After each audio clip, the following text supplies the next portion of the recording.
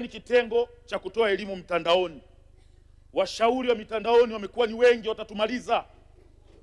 Wengi wamekuwa, unaweza ukalala ukaamka asubuhi ukakuta umekatazwa kula kila kitu.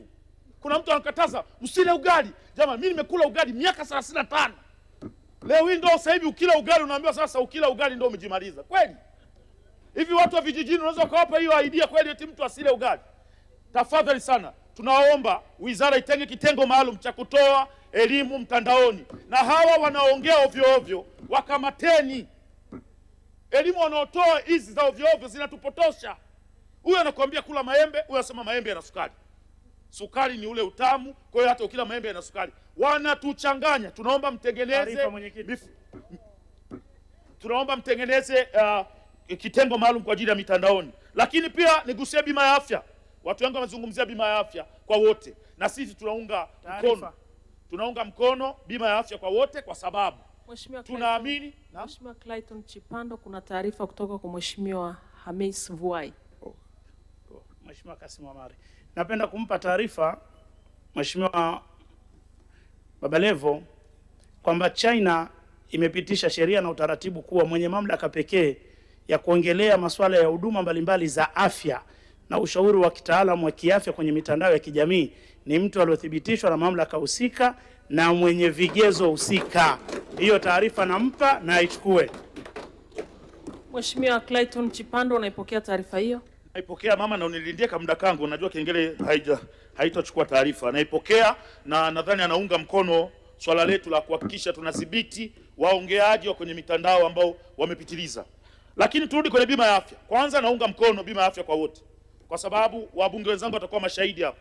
Tunaopata shida zaidi ni sisi wabunge ambao tuko kwenye majimbo yetu. Wananchi wakiugua hana hela atakuja kwako. Lakini kama tukifanikiwa kulipia bima kwa afya kwa watu wote, tafsiri yake swala la kuanza kutibiana na wananchi litapungua katika miji yetu. Lakini bima hii ya afya tunaomba iunganishwe na ambulance, kwa sababu mtu anatibiwa bure kutokana na bima aliyolipia, lakini akipewa rufaa inabidi achangie mafuta ya ambulance. Kwa mfano Kigoma, na ninashukuru sana niwapongeze uongozi wa hospitali ya Maweni.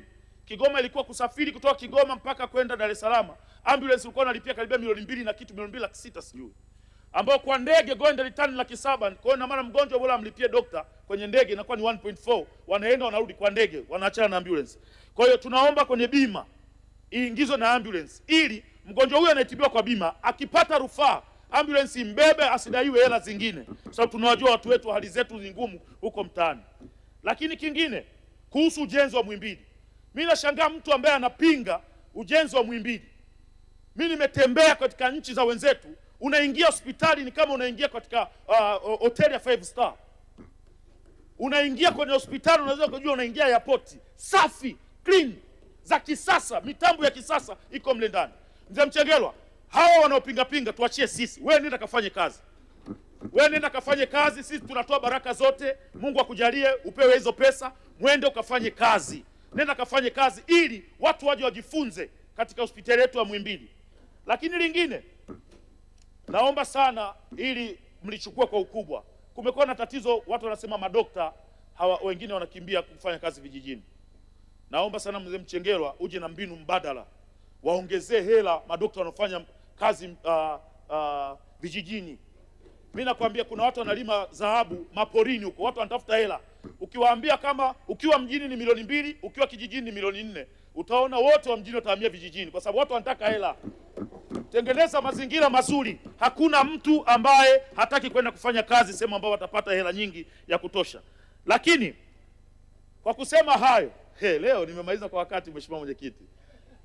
Kwa kusema hayo machache, kwenye jimbo la Kigoma mjini tuna ombi maalum la kituo la uwezeshaji wa OPD pale. Pesa zimepelekwa, ukarabati unaendelea. Tunaomba wale wakandarasi wamalizane kabisa ili tubaki tunawadai kazi na wasibaki wanatudai chochote. Nawapongeza sana Mheshimiwa Waziri pamoja na Naibu Waziri, na Mwenyezi Mungu awasaidie. Asante sana. Naunga mkono hoja. Asante kwa mchango wako Mheshimiwa. Mheshimiwa Bunge, tumefika mwisho wa uchangiaji kwa mchana wa leo. Watakaoanza jioni ni Mheshimiwa